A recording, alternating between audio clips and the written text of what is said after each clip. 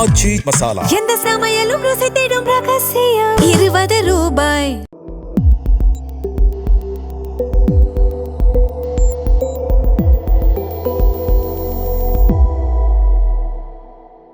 Sir வணக்கம். வணக்கம், நேயர்களுக்கு அன்பு வணக்கம். தேர்தலுக்கு முன்னாடியே தாவேக தொடர்ச்சியாக வச்ச குற்றச்சாட்டு என்னன்னு பார்த்தோம்னா, தமிழ்நாட்டுக்கு அதிகப்படியான கடன் இருக்கு, 10 லட்சம் கோடி ரூபாய் கடன் இருக்கு. அதுக்கு காரணம் இந்த திராவிட கட்சிகள் தான், குறிப்பாக திமுக அப்படின்ற குற்றச்சாட்டை வச்சுக்கிட்டே இருந்தாங்க. இப்போ தாவேக ஆட்சியை பொறுத்தளவில் கடந்த 3 மாதங்களில் 20,000 கோடி ரூபாய் கடன் வாங்கியிருக்காங்க. ஆர்பி உதயகுமார் அவர்களும் ரொம்ப காட்டமான ஒரு ஸ்டேட்மெண்ட்லாம் விட்டுருக்காரு. எப்படி பார்க்குறீங்க இதை? முதலில் அதிமுகவை சேர்ந்த ஐயா ஆர்பி உதயகுமாருக்கு கிட்டத்தட்ட ஒரு விஷயத்தை வெளியே கொண்டு வந்துட்டுருக்காரு ரெகுலராக.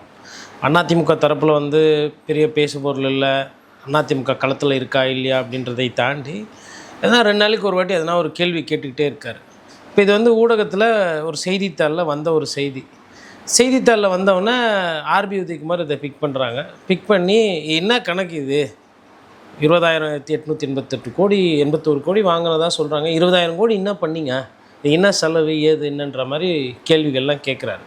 செய்தித்தாளில் வந்தது என்ன சொல்லுதுன்னா, வட்டி கட்டவே நிறைய பணம் பத்தலை, அதாவது வருமானத்தை தாண்டின செலவு, அந்த செலவில் 22 அதாவது கிட்டத்தட்ட 23% வச்சுக்கலாம், பார்த்திங்கன்னா வட்டிக்கே போயிடுது. அப்போ ₹1 வந்ததுன்னா 25% கிட்டத்தட்ட வட்டிக்கு அதுக்கே போயிடுது. அப்போ மிச்சம் 75%த்தில் ஒரு 40-50% பாதி சம்பளத்துக்கு போயிடுது. அப்போது என்ன இருக்குது அப்படின்ற அந்த பிரச்சனை, இது புது பிரச்சனை இல்லை. அதிமுக ஆட்சி காலத்தில் ஜெயக்குமார் இருந்த பொழுது அரசு ஊழியர்களுக்கு வருமானத்தை ஏற்றி கொடுக்கணும் அப்படின்னு கேட்டபோது இதே பதில் தான் சொன்னாங்க. அப்போது ஆட்சிகள் மாறுது, காட்சிகள் மாறல அப்படின்றது தான் அந்த ஒன்லைனர். இப்போ தமிழக வெற்றி கழகம் 2 மாதம் கூட அவங்களுக்கு இந்த கடன் வாங்குகிற ஒரு நிலைமையில் தான் அரசு இருக்குது. அப்போ கடன் வாங்குகிற நிலைமையில் ஏன் அரசு போகுது அப்படின்னா, என்ன கேட்டால் அரசு நிறைய ஆடம்பர செலவு பண்ணிகிட்டு இருக்கு, எந்த அரசாக இருந்தாலும். அதாவதுங்க, இந்த ஸ்டாம் வாட்டர் ட்ரெயின்லாம் நல்லதாக கட்டினா 3 வருஷத்துக்கு இல்லை 5 வருஷத்துக்கு வரும். ஆனால் அதில் பார்த்திங்கன்னா அந்த காவா தண்ணி தேங்கி இருக்கும்போது அதில் போட்டு பார்த்தீங்கன்னா சென்ட்ரிங் போட்டு பீம் வச்சு சிமெண்ட்டு போட்டு கட்டிக்கிட்டு இருப்பாங்க. இப்போ அதோடைய தன்மை என்ன, அந்த கலவையினுடைய தன்மை என்ன, நல்லா இருக்கிற ஒரு பிளாட்ஃபார்மை உடச்சிட்டு திருப்பி போடுறது, போட்ட ரோடையே திருப்பி தேய்ச்சி போடுறது, இந்த மாதிரி செலவு இதெல்லாம் பண்ணால் தான் அரசு இல்லை கான்ட்ராக்டர்களுக்கோ இல்லை அரசியல்வாதிகளுக்கோ வருமானம் வரும். அப்போ அந்த விஷயம் என்பது தொடர்ந்துக்கிட்டு தான் இருக்குன்ற மாதிரி நான் புரிஞ்சுக்கிறேன். என்னதான் டெண்டர்கள் கான்ட்ராக்டர்கள் நிறைய நத்து பண்ணாலும் இதனுடைய தாக்கம் என்பது இந்த ஆட்சி கிட்டத்தட்ட ஒரு 3 வருஷம் கழித்து தான் நம்ம அதை உணர முடியும். எடுத்த உடனே நம்ம இது தப்பாக பண்ணுறாங்கன்னு சொல்ல முடியாது. ஆனால் சிஸ்டம் இப்படி தான் இருக்குது. இப்போ இந்த சிஸ்டத்துக்குள்ளே தான் தாவேகா வந்திருக்குது. தாவேகா ஒரு சிஸ்டத்தை புதுசாக உருவாக்கிட்டு உள்ளே வரலை. ஏன்னா தாவேகான்றது மற்ற கட்சியிலேருந்து வரவங்களெல்லாம் சேர்த்துக்கிட்டு மற்ற கட்சியிலேருந்து யார் வந்தாலும் அவங்களோட நோக்கம் என்ன, இந்த 5 வருஷத்துக்கு ஆளுகின்ற கட்சியோடு இருக்கணும். அப்போ இந்த பேகேஜில் நீங்கள் வரும்போது உங்களுக்கு அந்த பணப்பற்றாக்குறை செலவினம் ஜாஸ்தியாக இருக்கும்போது இவங்க 20,000 கோடி வாங்குறாங்கன்னா அப்போ ஒரு மாதத்துக்கு 10,000 கோடி கடனில் போகிறாங்க.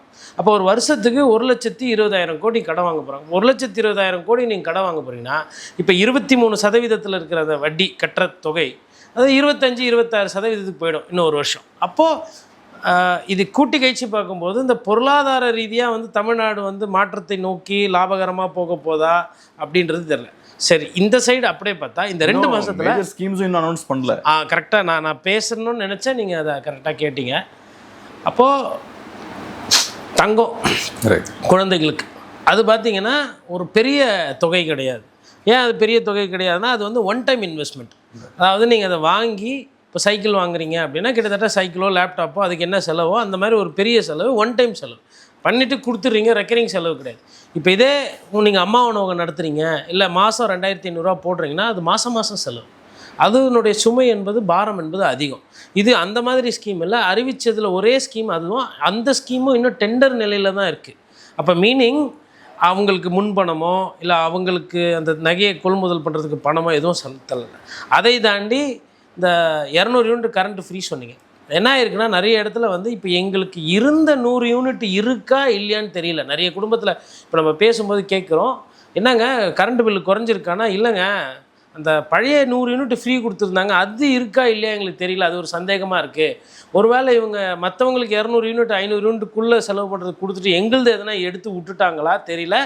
மீட்டர் ரீடிங் எடுத்தால் எங்களுக்கு தெரியும், அவங்களாம் வந்து ஆன்லைனில் அனுப்புகிறாங்க, அதை தான் நாங்கள் கட்டுறோம்.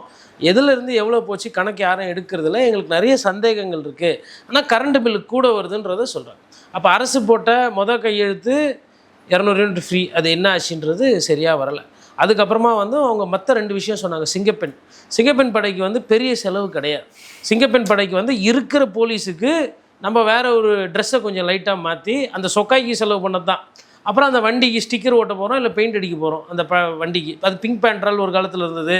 அதுக்கப்புறம் திமுக பீரியடில் அதுக்கு வந்து பெண்களுக்கு தனின்னுலாம் அது பேர் வச்சுக்கிறது தான், மற்றபடி பொருள் அதே பொருள் தான்.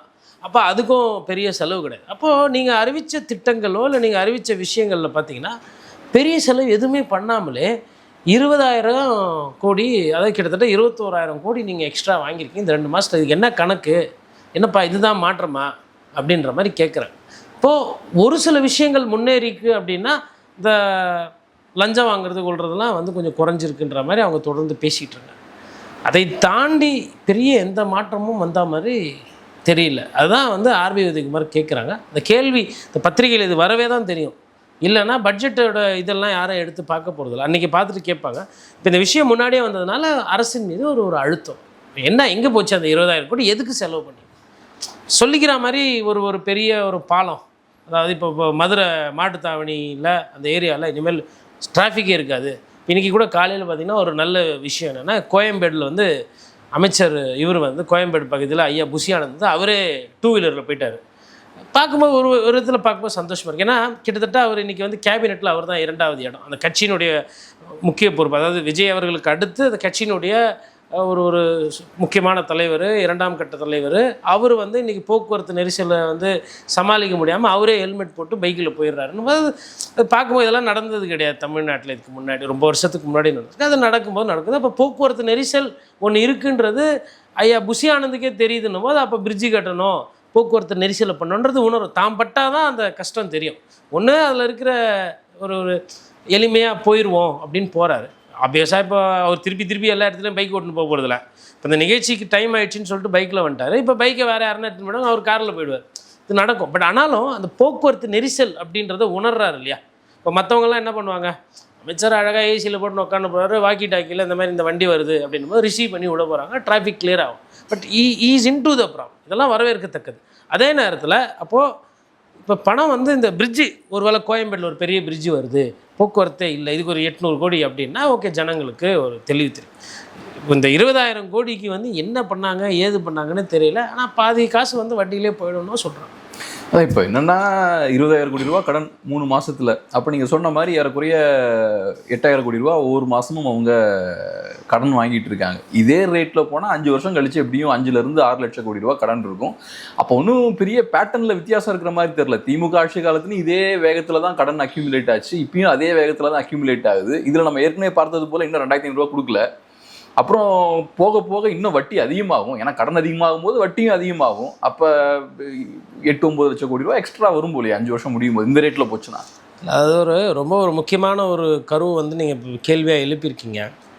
உங்களுக்கு பணத்தை பற்றின ஒரு புரிதல் இல்லை, வட்டி விகிதாச்சாரத்தை பற்றின ஒரு புரிதல் இல்லை, ஜிடிபி பற்றி ஒரு அண்டர்ஸ்டாண்டிங் இல்லை, எக்கனாமி எப்படி க்ரோ ஆகுது, வட்டி எவ்வளோ கட்டுறோம் புரிதல் இல்லைன்னா இந்த மாதிரி தான் ஒளரி மாட்டிக்குவாங்க.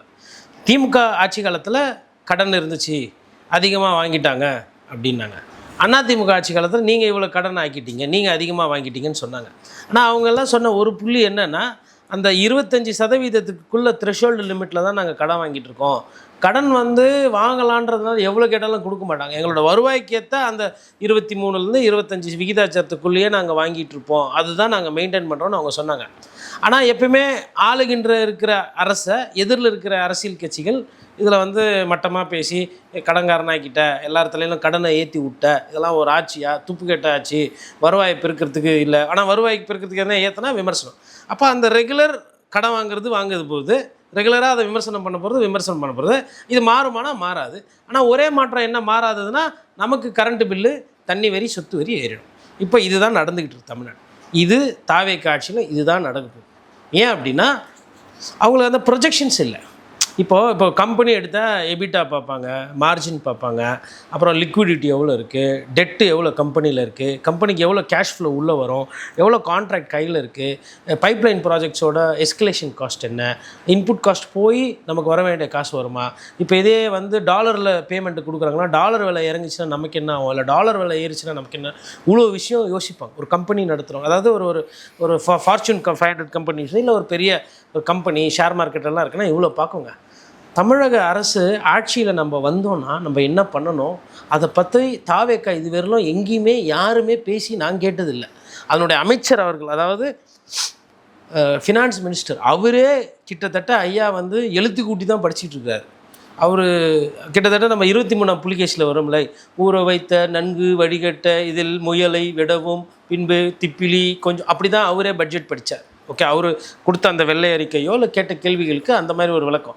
நல்ல வேளை அன்றைக்கி இருந்த ஃபினான்ஸ் செக்ரட்டரி கூட இருந்து காப்பாற்றி விட்டார் பத்திரிகையாளர் சந்திப்பிலேயே. ஏன்னா உங்களுக்கு ஒரு தெளிவு இருக்கணுங்க. அதாவது சாதாரண வார்த்தைகளில் எளிய மக்களுக்கு புரிகிற மாதிரி ஒரு விளக்கமோ இல்லை ஒரு நிதித்துறையை பற்றின ஒரு புரிதலோ இந்த தாவேக்கா அரசு இதுவரையிலும் ஏற்படுத்தலை பொதுமக்களுக்கு. சரி, உங்களுக்கு இதை பற்றி புரியுதா அப்படின்னா உங்களுக்கும் புரியல. ஏன் புரியலன்னா ஆர்பி உதயகுமார் கிட்டத்தட்ட கேட்டு 24 மணி நேரத்துக்கு மேலே ஆயிடுச்சு. இது வரையிலும் அதற்கு ஏற்ற விளக்கம் எதனால் 20,800 கோடி நாங்கள் கடன் வாங்கினேன். ஏன்னா நீங்கள் யாரும் அடங்கி போகிறதில்ல கடனை. அது எங்கே வந்து பார்க்கும்போது தான் ஓட்டு போட்ட மக்கள் தலையில் தான் வந்து விடிய போகுது. அதுக்கு ஒரு விளக்கம் இதை. ஏன்னா இந்த 28,800 இது ஊழல் கிடையாது, இது லஞ்சம் கிடையாது, இது வந்து அவங்க அரசுக்காக தான் வாங்கியிருக்காங்க. அதை வெளியில் சொல்கிறதுக்கு கூட ஒரு ப்ரிப்பரேஷன் இல்லை, தெரியல. இப்படி ஒன்று நடக்குது, எல்லாம் உட்காந்து படம் பார்த்துட்டு இருக்கிறாங்க. ஜனநாயகன் படம் பார்த்து அழுதுகிட்டு கட்சி பேச்சுக்கிட்டு படம் பார்த்தா இமோஷனலாக அழுவலாம், ஒன்றும் தப்பு கிடையாது. காஞ்சனா பேய் படம்லாம் பார்த்தீங்கன்னா பேயே வந்து தேட்டரில் உட்காந்து கூட அழுவோம். அந்தளவுக்கு இமோஷனலாக சென்டிமெண்ட்டாக எடுத்துருப்பார் ஐயா ராகவா லாரன்ஸ். பேய்க்கு ஒரு நீதி இல்லையா, பேய்க்கு ஒரு நியாயம் இல்லையான்ற மாதிரி.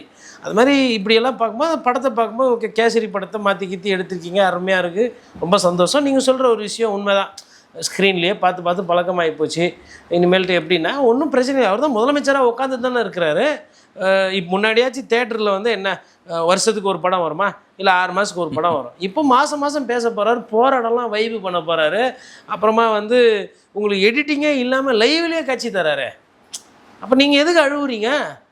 அவர் என்ன எங்கன்னா மாங்கு சோல்டு ஃபெராரி படத்தில் இந்த புஸ்தகத்தில் சொல்கிற மாதிரி அவர் எல்லாத்தையும் துரத்திட்டு எம்ஏமலையத்தில் போய் யாருமே பார்க்காத மாதிரி எங்கன்னா போய் சப்பாங்கல் போட்டு உக்காந்துக்கு போகிறாரா? அழகாக கோட் ஷூட் போடுறாரு, நல்லா ஜெல்லெல்லாம் போட்டு தலை வாடுறாரு, ஸ்டைலாக இருக்கிறாரு, உங்களுக்கு பிடிச்ச மாதிரி அழகாக இருக்கிறாரு. அரசு விழாவில் கலந்துக்க போகிறாரு, மைடியர் நண்பா நண்பீஸ்ன்னு பேசுவார், குட்டீஸ்ன்னு பேச போகிறார். என்ன இப்போ வந்து ஏதோ ரொம்ப ஒரு கஷ்டமான விஷயம் நாட்டில் நடக்கக்கூடாத ஒரு துயரமான சம்பவம் நடந்த மாதிரி எல்லாரும் செட்டு போட்டு அழுதுகிட்டு இருக்கிறீங்க. அதாவது நேற்று நீ உன்னை விட நான் எப்படி அழுகுறேன் ஒண்டி பாருன்ற மாதிரி. அதுவும் கேமரா லைட்ஸ்லாம் செட் பண்ணி. ஆமாம், அதாவது தேட்டரினுடைய அழகே இருட்டு தான்.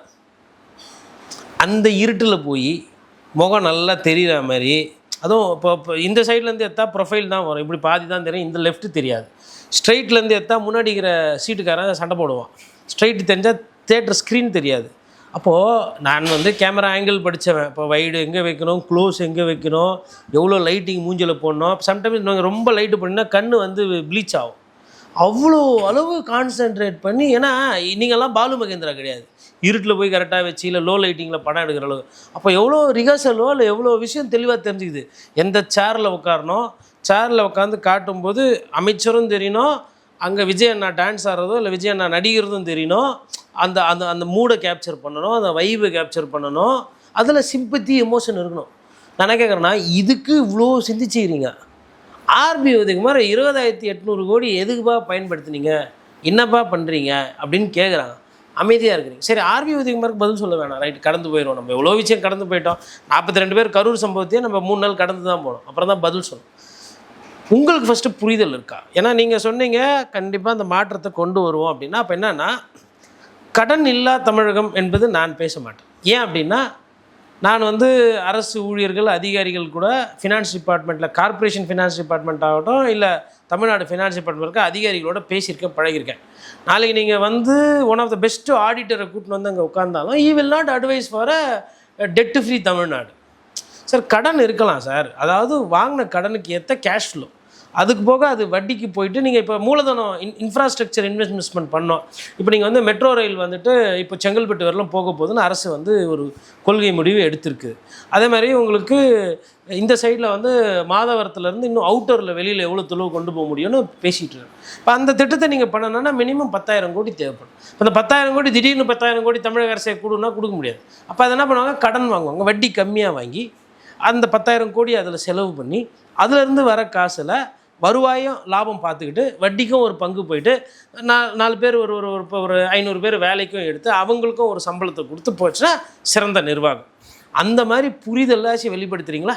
அவங்களுக்கு தெரியல, என்ன பண்ணணும் ஏது பண்ணுறோம் தெரியல, அமைதியாக இருக்கிறீங்க, கேட்ட கேள்விக்கு பதில் இல்லை. அப்போது அந்த பண விகிதாச்சாரம் பற்றின புரிதல் தமிழக அரசுக்கு தற்போதைய சூழ்நிலையில் இல்லை அப்படின்ற மாதிரி நம்புவாங்க. அவங்க மேபி இதுக்கு விளக்கம் சொல்லிட்டாங்க அப்படின்னா நம்ம அதை பற்றி பேச போகிறது இல்லை. இது ஒரு இன்ட்ரெஸ்டிங்கான ஒரு விஷயம் என்னென்னா, எலெக்ஷனுக்கு முன்னாடி கேள்விகள் எழுப்பப்படுது, நிறைய இலவசங்கள்லாம் அறிவிக்கிறீங்க, இதுக்கெல்லாம் பணம் எங்கேருந்து வரும்னு கேட்கும்போது நாங்கள் ஆட்சிக்கு வந்தாச்சுன்னா கடன்லாம் கம்மியாயிரும், ஏன்னா நாங்கள் ஊழல்லாம் ஒழிச்சிருவோம், இப்போ கடன் அதிகமாக இருக்கிறதுக்கு காரணம் ஊழல் தான் அப்படின்ற ஒரு வாதத்தையும் முன் வச்சாங்க. இப்போ இவங்க ஆட்சிக்கு வந்ததுக்கப்புறம் இவங்க சொன்னபடி ஊழல்லாம் ஒழிந்திருந்தால் கடன் கம்மியாயிருக்கணும், அப்புறம் இலவசங்கள்லாம் அறிவிக்கணும், இந்த விஷயங்கள் இருக்குது. ஆனால் நேர் மாறான விஷயம் தான் நடக்குது. இவங்க பவர் வந்ததுக்கு அப்புறம் கடன் இன்க்ரீஸ் ஆகிட்டு இருக்கு. அதை எப்படி பார்க்குறீங்க? அப்போ அவங்க வந்து சொன்னாங்க இல்லைங்களா ஒரு விஷயம், 30% வந்து லஞ்ச பணம் ஊழல் பணம் கமிஷனாக வெளியில் போகுது, அது திமுகவுக்கு போகுது சொன்னாங்க. அப்போ 30% வெளியில் போகுதுன்னா இப்போ கிட்டத்தட்ட 2 மாதம் முடிஞ்சிடுச்சு. 2 மாதத்தில் நம்ம இருக்கிறோம் அப்படின்னா ஒரு மாதத்துக்கு 30% நீங்கள் குறைச்சிங்கன்னா 2 மாதத்துக்கு அதில் ஒரு 30 இதில் ஒரு 30, அந்த 30 எடுத்து கரெக்டாக வச்சுருந்தீங்கன்னாவே உங்களுக்கு காம்பவுண்டிங்கில் 32% இந்த மாதம் மிச்சமாயிடும். அப்போது 30% மிச்சமாகுதுன்னா நீங்கள் அந்த காசு மிச்சமாகும் போது எதுக்கு நீங்கள் 8,000 கோடி 9,000 கோடி மாதத்துக்கு வாங்கணும்? சர்ப்ளஸ் தான் சர்ப்ளஸ் ஜென்ரேட் ஆகிடும். அப்போ உங்களுக்கு வந்து அந்த அக்கௌண்ட்ஸ் என்ன இருக்குது ஏதுன்னு தெரியல, அந்த புக் அக்கௌண்ட்ஸ் பேங்க் அக்கௌண்ட்ஸ் பார்க்க உங்களுக்கு தெரியல. ஃபஸ்ட்டு அவங்க லாஜிக் படி பார்த்தா ஊழல் நடக்குதுன்னு கூட சொல்லலாம். ஆமாம், ஊழல் நடந்து திமுக கேட்டால் ஊழலே இல்லை எங்கள் ஆட்சியில் பார்த்தீங்களா அப்படின்னு கூட அவங்க சொல்லுவாங்க. நான் அதுக்கெல்லாம் போல், எல்லாரும் வந்து ஒரே குட்டையில் உருண மட்டைகள் தான், வாய்ப்பு கிடைச்சா எல்லாம் டெண்டர் நல்லா உருவங்க தான். நீங்கள் அதே சிஸ்டம் இப்போ இருக்குன்ற மாதிரி தான் நான் சந்தேகப்படுறேன். ஏன்னா அதிகாரிகள் மாறலைங்க. நேற்று வந்து தஞ்சாவூரில் கலெக்டரால் டிஸ்மிஸ் அதை சஸ்பெண்ட் சொல்லப்பட்ட ஒரு அதிகாரி உட்காந்து வேலை பார்க்குறாரு. இன்னொருத்தர் கேட்குறாரு, எப்போ உன்னை சஸ்பெண்ட் பண்ணி வச்சுக்கிறாங்களே நீ எப்படிப்பா உட்காந்து வேலை செய்கிறேன்னா, நான் செய்வேன், நீ யார் என்னை கேட்குறதுக்குன்னு செக்ஷனுக்குள்ளே தகுறாரு. அப்போ நிர்வாகம் எவ்வளோ கேவலமாக இருக்கு பாருங்க. நானும் எவ்வளோ ஊழல் லஞ்சம் இதெல்லாம் பார்த்துருக்கேங்க. ஆனால் கலெக்டரால் சஸ்பெண்ட் பண்ணப்பட்டதாக சொல்லப்படுற ஒருத்தர் வேலையில் வந்து திரும்பி வந்து 20 நாள் கழிச்சு உட்காந்து அவர் வேலை பார்ப்பாருன்றது புதுசாக இருக்குது. அப்போ சஸ்பென்ஷனுக்கு என்ன தான் மரியாதை? இப்போது யாரோ ஒருத்தர் வந்து நீங்கள் வந்து சஸ்பெண்ட் பண்ண முடியாது, ஏதோ ஒரு காரணம் இருக்கும். அது கலெக்டர் லெவலில் சஸ்பென்ஷன் ஆகுதுன்னா போதிய அளவுக்கு என்கொயரி எல்லாம் வச்சு ஒரு சார்ஜஸ் ஃப்ரேம் பண்ணி ஒரு நோட்டீஸ் கொடுத்து தான் சஸ்பென்ஷனை இனிஷியேட் பண்ணியிருப்பாங்க. இப்போ சஸ்பென்ஷனை ரிவோக் பண்ணக்கொள்ளனா அதுக்கு ஆர்டர்ஸ் இருந்தால் அவர் நேற்றே கேட்டிருப்பார், தூக்கி காட்டுவார், கலெக்டர் தான் வரக்கூடாதுன்னு, இப்போ கலெக்டர் தான் சரி பண்ணிட்டாரு, வேலை செய்கிறேன், உங்கள் வேலை நான் போயிட்டேரு அப்படின்னு அவங்களுக்குள்ளே போயிருக்கோம். ஒருத்தர் மாறி மாறி திட்டிக்கிறாங்க. இப்போ இந்த நபர் யாருன்றது தெரியல, அந்த நபர் என்ன போஸ்ட்டு என்ன எதுன்னு தெரியல, சரி அரசாட்சிக்கு எதனா பதில் சொல்லணும்னா தெரியல. அப்போது ஒரு வீடியோ மொட்டை தத்தா குட்டையில் ஊந்தா, எந்த மொட்டை தத்தா எந்த குட்டையில் ஊந்தா என்ன கதைன்னு தெரில, அது பாட்டுன்னு குட்டி செய்த மாதிரி ஓடினுக்குது ஒரு வீடியோ, பார்த்தீங்களா அப்படின்றாங்க. இப்போ இதை பார்க்கும்போது அடிப்படையில் கேள்வி, இது வந்து திமுக பின்னணி, அதிமுக பின்னணி, தாவேகா பின்னணி விட்டுருங்க, அப்படி நம்ம இதை பார்க்க முடியாது. இது வந்து அரசு சீர்கேடு, அரசு நிர்வாக சீர்கேடு. சஸ்பெண்ட் செய்யப்பட்டதாக ஒருத்தர் சொல்கிறாரு, அப்போ அது உண்மையாக பொய்யா தெரியல. அவரும் வந்து வக்னியாக உட்காந்து அவர் பாட்டு ஏதோ 3க்கு போகிற அமிர்தலிங்கம் மாதிரி இஸ்ரோவில் ஸ்ரீஹரிகோட்டாவில் வேலை செய்கிற மாதிரி கம்ப்யூட்டர் எதுவும் பார்த்துட்டு இருக்காரு. இன்னொரு அதிகாரி லேடி அதிகாரியை பார்த்து இவர் கேட்குறாரு, என்னங்க நீங்கள் எதுக்கு இங்கே அலோவ் பண்ணிங்கன்னா கேமரா ஆஃப் பண்ணுங்கள். எல்லாருக்கும் இங்கே என்ன பிரச்சனையாக இருந்தால் அந்த கேமரா தான் அவங்களுக்கு பிரச்சனையாக இருக்குது. அப்போ ஐயா நித்யானந்தா சொல்லுவார்ல, இஃப் யூ பிகம் ஃபேமஸ் ஓவரா சம்படி வில் பிளேஸ் கேமரா. அப்போ கேமரா தான் பிரச்சனையாக இருக்குது உங்களுக்கு. கேட்ட கேள்விக்கு பதில் சொல்லணும். ஏன் கேமரா எடுத்துன்னு வரீங்க, ஏன் ரிப்போர்ட்ரு வரீங்க? அப்போ என்ன இப்போ பத்திரிகை ரிப்போர்ட்ரு கேமரா வரவே கூடாதா? அவள் எல்லாமே அப்படியே அமைதியாக உங்களுக்குள்ளே பேசி நட்பு பாராட்டிக்கிட்டு இப்போ எதுக்கு சஸ்பெண்ட் பண்ணார், ஏன் சஸ்பெண்ட் பதிலே வர்ற? கிட்டத்தட்ட அதுவும் ஆகிப்போச்சு, 24 மணி நேரம் ஆயிடுச்சு அந்த வீடியோ வந்தோம்.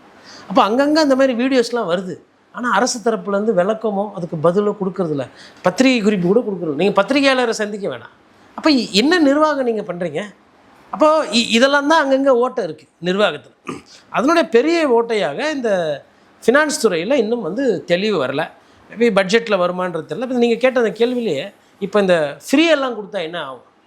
ஃப்ரீயெல்லாம் கொடுக்காமலே 20,000 கோடி கடன், மாதம் கிட்டத்தட்ட 8,000 to 10,000 கோடி கடன். இப்போ ஃப்ரீயெல்லாம் கொடுத்தா 5,000 to 20,000 கோடி வாங்க வேண்டியது இருக்கும். ஏன்னா நீங்கள் என்ன சொன்னீங்க, செவிலியருக்கு நாங்கள் வேலையெல்லாம் நிரந்தரம் பண்ணி கொடுப்போன்னு சொல்லிட்டு உங்கள் கட்சிக்காரங்க பேசி பிரச்சாரம் பண்ணியிருக்கிறாங்க. அதுக்கப்புறமா வந்து இபியில் 15,000 பேரை நாங்கள் வேலைக்கு உடனே எடுப்போம் அப்படின்னு சொல்லி அமைச்சர் வந்து உத்தரவாதம் கொடுத்துருக்காரு. அப்புறம் தூய்மை பணியாளர்களுக்கு பணி நிரந்தரம் பண்ணி அவங்கள கௌரவமாக நடத்துவோன்னு சொல்லிட்டு அன்னைக்கு தாவேகா தலைவர், இன்றைக்கி முதலமைச்சர் அவரே நேரில் கூப்பிட்டு வாக்குறுதி கொடுத்துருக்குறாரு. அப்புறம் இவ்வளோ சொல்லிவிட்டு அதுக்கப்புறமா வந்து பகுதி நேர மருத்துவ மனைகள் கிளினிக், மினி கிளினிக் மாதிரி ஓப்பன் பண்ணுவோன்னு சொல்லியிருக்கீங்க. அப்புறம் இலவசமாக பஸ்ஸு வந்து பெண்களுக்கு ஃபுல்லாக எங்கெங்கெல்லாம் சாத்தியமோ அங்கெல்லாம் விடுவோன்னு சொல்லியிருக்கீங்க. கேஸ் சிலிண்டர் 4,000 ரூபாய் மாணவர்கள், அதாவது வேலையில்லா பட்டதாரிக்கு 4,000 ரூபாய். சிலிண்டரு 6 சிலிண்டரு, ஒரு சிலிண்டரு 1000 ரூபான்னு குறைஞ்சபட்சம் எடுத்துக்கினா கூட 6,000 ரூபாய். அப்புறம் மோதிரம் போட்டு விட்றேன்னு சொல்லிக்கிறீங்க. அப்புறம் இவ்வளோ சொல்லியிருக்கிறீங்க. அப்புறம் தாய்மாமன் சீர். இப்போ இதெல்லாம் பண்ணால் இப்போ எவ்வளோ மாதம் 30,000 ரூபா வாங்குவீங்களா மாதம்? கடன் ஒண்டி 30,000 ரூபாய்க்கு வட்டி யார் கட்டுறது? நீங்கள் போயிடுவீங்க. சரி இப்படி வச்சுக்கோங்க, இது ஒரு வேளை சந்தேகத்தில் கடன் தான் வச்சுக்கோங்களேன். இந்த 20,000க்கு ஒரு 10% ஒரு திட்டம் மூலயமா 10% வேணாம் 5% கமிஷன் வச்சாவே என்னாச்சு? உங்களுக்கு அது வந்துடுது, உங்களுக்கு ஒரு 1000 கோடிக்கு வந்துடுது. அப்போது வருஷத்துக்கு 250 கோடி பணம் வச்சா இது 5% அந்த காசில் மிச்சம். இல்லை 1,00,000 கோடி, 1,00,000 கோடியில் நீங்கள் கடன் வாங்குறீங்க, இல்லை 1,30,000 கோடி கடன் வாங்குறீங்க ஒரு வருஷத்துக்கு. வாங்கிட்டு ஒரு 40,000 50,000 கோடியில் வந்து இன்ஃப்ராஸ்ட்ரக்சர் பூஸ்ட் பண்ணிட்டு போட்டு அது கான்ட்ராக்டர்கிட்ட டெண்டர் விடுறீங்க. கான்ட்ராக்டர்லாம் இன்றைக்கி 10%லாம் கொடுத்துட்றாங்க. ஏன்னா திமுக பீரியடில் அதிமுக பீரியடில் அதை விட கூட வாங்கினேன். 10%ன்னா கண்ணை மூடின்னு தாவேக்காவில் இருக்கிறவங்க கொடுத்துட்டு போயிடுவாங்க. ஒரு 50,000 60,000 கோடியை தூக்கி நீங்கள் வந்து கான்ட்ராக்ட் மூலமாக விட்டு அதில் 10% நீங்கள் மிச்சம் பண்ணிங்கன்னா என்னாச்சு? வருஷத்துக்கு குறைஞ்சபட்சம் 5,000 கோடி. குறைஞ்சபட்சம் நான் சொல்கிறது ரொம்ப லீஸ்ட்டு. இந்த 5,000 கோடி நீங்கள் வாங்கி பெறுறீங்கன்னா நீங்கள் ஊழல் பண்ணீங்கன்றது ஹாங்காங் போலீஸு, சிபிஐ இல்லை வந்து அமெரிக்காவில் இருக்கிற சிஐஏ வந்து விசாரிச்சாலும் தெரியாது. ஏன்னா சொன்னவங்க குத்தவங்க சொல்லணும். நீங்கள் என்ன சொல்ல போகிறீங்க? அரசு அவங்க வந்து டெண்டரு கான்ட்ராக்டுன்னும் போது அவங்க கமுக்கமாக இருக்க போகிறாங்க, நீங்களும் கமுக்கமாக இருக்க போகிறீங்க. 50,000 கோடியில் 5,000 கோடின்றது ஒரு விஷயமே கிடையாது. 5,000 கோடி என்ன 5,000 கோடி எடுத்து 108 எம்எல்ஏகமாக பிரித்து கொடுக்க போகிறீங்க? இல்லை இதை டாப் பிரிச்சுட்டு போவாங்களா? நான் என்ன சொல்கிறேன்னா, திமுக ஊழல் கட்சி ரைட்டு, இதே சந்தேகத்தை வைக்கிறோம். அதிமுகவில் இருக்கிறவங்க ஊழலுக்கு பேர் போய் வழக்கு நிலுவையில் இருக்குது. திமுகலேயும் வழக்கு ஒரு சில பேர் நிலுவையில், வருமானத்துக்கு அதிகமாக சொத்து குவிக்கிறீங்க. அந்த சொத்து எங்கேருந்து வருது? யார் விட்டு சொத்து, யார் விட்டு துட்டு? அப்போ எனக்கே ஒரு பத்திரிக்கையாளராக இந்த கடன் அதிகமாக வாங்கும் போது இந்த சந்தேகமாக சேர்ந்து வருது. அப்போது வருஷத்துக்கு 250 கோடிக்கு பதிலாக வருஷத்துக்கு ஒரு 2,500 கோடி வந்ததுன்னா 10 times ரிட்டர்ன்ஸ் வருது அப்படின்னா நல்லா வித் ரெஸ்பான்சிபிலிட்டி. அது வந்து வித் ரெஸ்பான்சிபிலிட்டி. அந்த 250 கோடி ப்ரொடியூசர் வந்து உங்களை நம்பி படம் போட்டால் படம் ஓடணும். படம் ஓடலைன்னா மார்க்கெட் இறங்கிடும். இது அப்படி இல்லை. என்ன யார் அசஸ்மெண்ட் பண்ணுறது? அடுத்த 5 வருஷத்துக்கு நான் தானே முதலமைச்சர். யார் கேள்வி கேட்க முடியும்? கேட்டால் கேட்டுக்கோங்க, பேசினா பேசிக்கோங்க. அடுத்த தேர்தல் வரும்போது பார்த்துக்கலாம். அப்போ இதில் எவ்வளோ இருக்குது பாருங்க. அதாவது நான் குற்றச்சாட்டு சொல்லலை, சந்தேகத்தை ஏற்படுத்துகிறேன். இப்போ அதிமுக ஊழல் கட்சி, ஆனால் அது அரசியல் பண்ணணும், ஆட்சிக்கு வரணும்னு நினைக்குது. திமுக ஊழல் கட்சி, ஆனால் அது ஆட்சிக்கு வரணும், அரசியல் பண்ணணும்னு நினைக்குது. தாவேக்கா ஒரு தூய சக்தி. ஆனால் தூய சக்தி எதுக்கு? தீய சக்தி கிட்ட இருந்தோம், ஊழல் சக்தி கிட்ட இருந்து ஆள் வந்தால் சேர்த்துக்குது. அப்போ இது என்ன சக்தி? அப்போ எனக்கு ஒரு சந்தேகம் வரும்ல. இப்போது நம்ம வந்து இப்போ வந்து ஒரு ஒரு ஒரு ஒரு ஒரு குரொக்கடைல் பார்க்குறோம், ஒரு பாம்பு பார்க்குறோம். குரொக்கடைலும் கடிக்கும், பாம்பும் குத்தும். நீங்கள் என்ன பண்ணுறீங்க? நீங்கள் புதுசாக ஒரு ஜூ திறங்குறீங்க.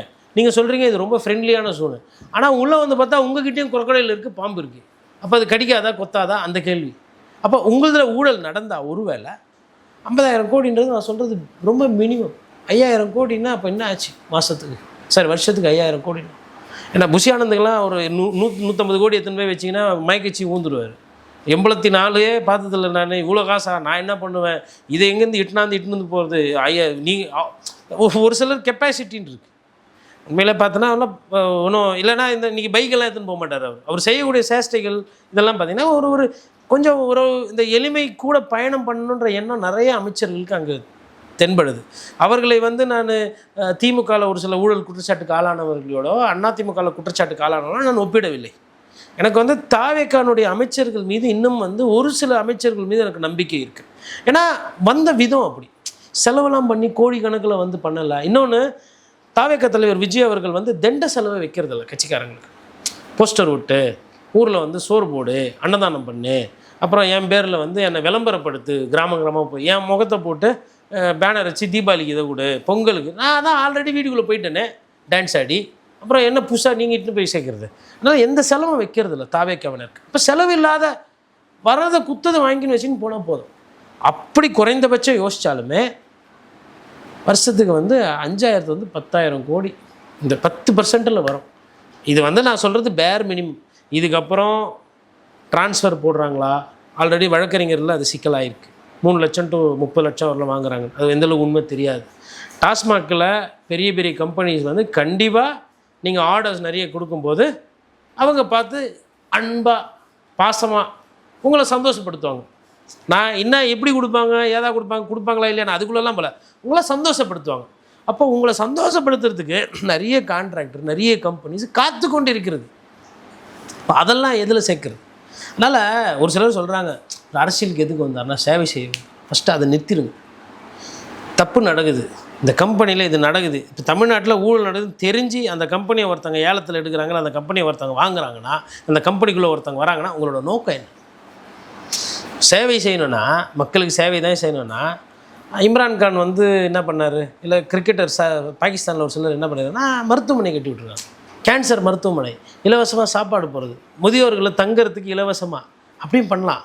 ஆனால் அப்படி பண்ணாமல் அரசியலுக்கு வரும்போது அரசியல்வாதிகள் மீது இது எந்த கட்சியை சார்ந்தவர்களாக இருந்தாலும் எனக்கு இந்த சந்தேகம் என்பது இருக்குது. இது மக்களுக்கு புரியணுன்றதுனால தான் இன்னொன்று நீங்கள் இந்த நிர்வாகத்தை பற்றியும் பணத்தை பற்றியும் பேசினதுனால நம்ம அது இவ்வளோ டீட்டெயிலாக பேச வேண்டியதாக. ரொம்ப நன்றி சார், அருமையான இந்த பேட்டிக்கு ரொம்ப நன்றி. நன்றி.